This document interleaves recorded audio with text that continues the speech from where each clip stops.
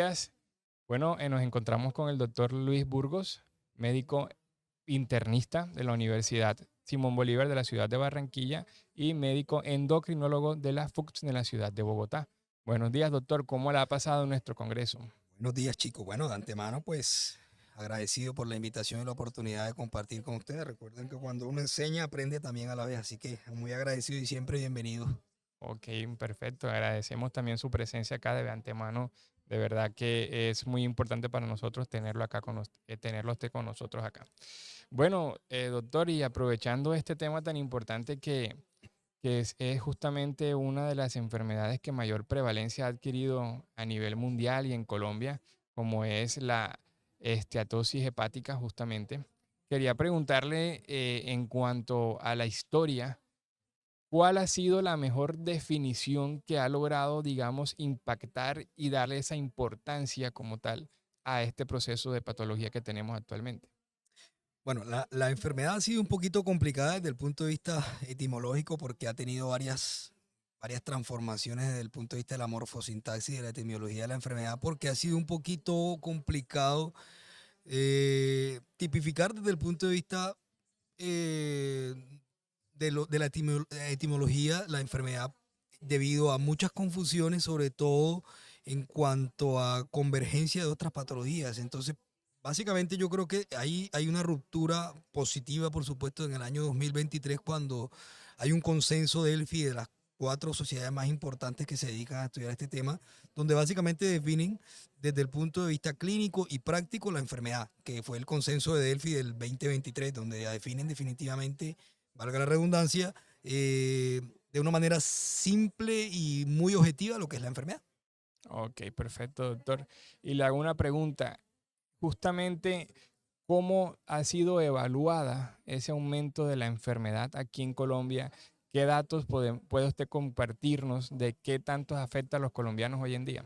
Bueno, es muy interesante porque las proyecciones que tenemos a nivel epidemiológico locales no son buenas. Sobre todo proyecciones porque cuando hablamos de prevalencia e incidencia de este tipo de patologías, desde el punto de vista epidemiológico es un poquito complicado hacerle biopsias a todos esos pacientes y entonces asumimos proyecciones epidemiológicas de acuerdo a las enfermedades que se comportan como factores de riesgo de ella, como son la obesidad y la diabetes, que son las más preponderantes. Y entonces encontramos que los datos epidemiológicos de obesidad y diabetes en nuestro país son bastante preocupantes, sobre todo asumiendo de que estas proyecciones para el año 2040 van a tener un aumento casi del 300%, asumiendo lógicamente el incremento desbordante de lo que es obesidad y diabetes.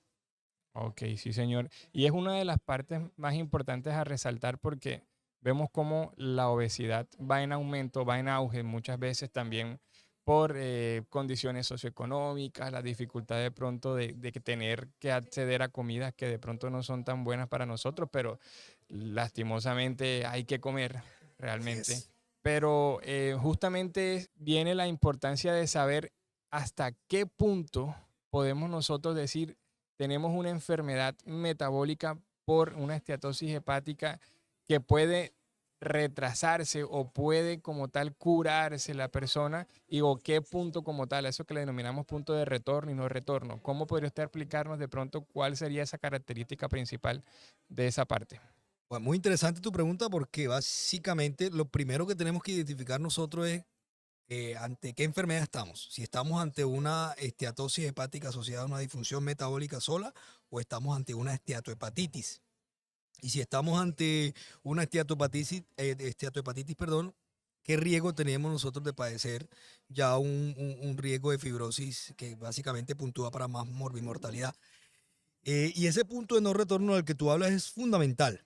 Por eso nosotros tenemos que tener claro la definición de lo que es un MALS. Una definición de un MAL básicamente no es más que aquella alteración desde el punto de vista estructural o imagenológico hallado, ya sea desde el punto de vista del reporte ecográfico o el de una elastografía hepática por las distintas técnicas que tenemos, sea por fibrovibración o por tomografía o por resonancia, o que contenga alguno de los cinco disruptores de definición de lo que es una disfunción metabólica, llámese hipertensión sistodiastólica, llámese alteración de el algoritmo triglicérido-glucosa, llámese de la elevación del LDL o, en su defecto, llámese de el índice de adiposidad. Cuando nosotros tenemos un solo factor de riesgo combinado con dicha alteración, ya estamos hablando de un MALS.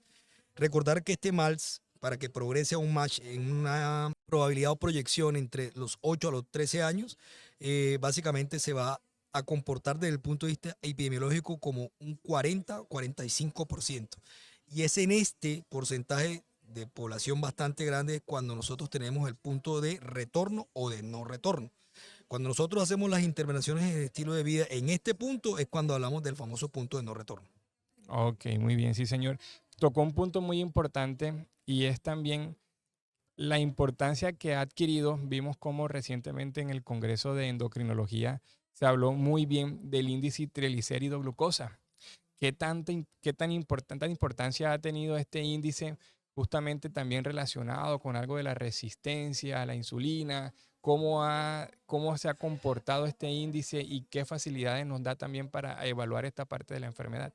No, no, es fundamental. El índice o el algoritmo de glucosa triglicéridos es un panorama muy objetivo de cómo está la situación metabólica de nuestro paciente. Recordemos que la fisiopatología de esta enfermedad puntualmente no es más que un aumento del depósito de triglicéridos, o sea, ácidos grasos libres asociado a una insulinoresistencia.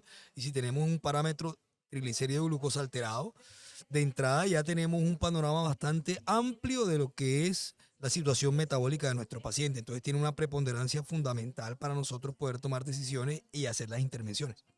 Claro que sí. Y si nos vamos de pronto también a la parte de lo primero que sucede a nivel del hígado, cómo sufre el hígado, se podría considerar que un aumento del tamaño, un aumento como tal del tamaño del hígado, sí, es como la primera parte o como el hígado nos muestra que está sufriendo un daño por esta parte metabólica, porque vemos también muchas ecografías hoy en día que muestran, ¿no?, esteatosis hepática severa, moderada.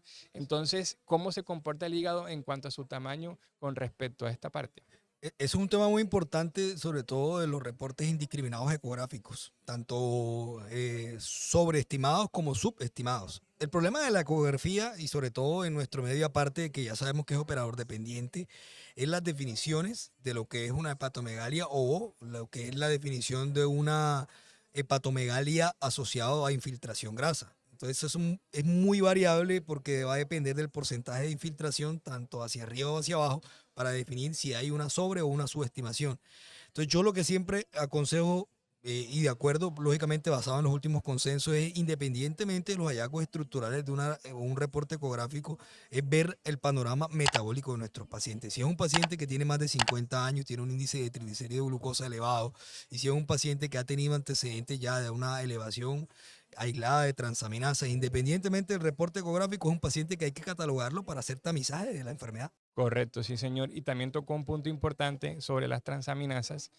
Vemos que nosotros utilizamos mucho la alaninoaminotransferasa o la aspartato aminotransferasa, pero también está muy en auge utilizar la gamma-glutamil aminotransferasa. Entonces, en ese caso, ¿qué tan importante o qué tanto pronóstico nos puedes dar este marcador en cuanto a evaluar la enfermedad?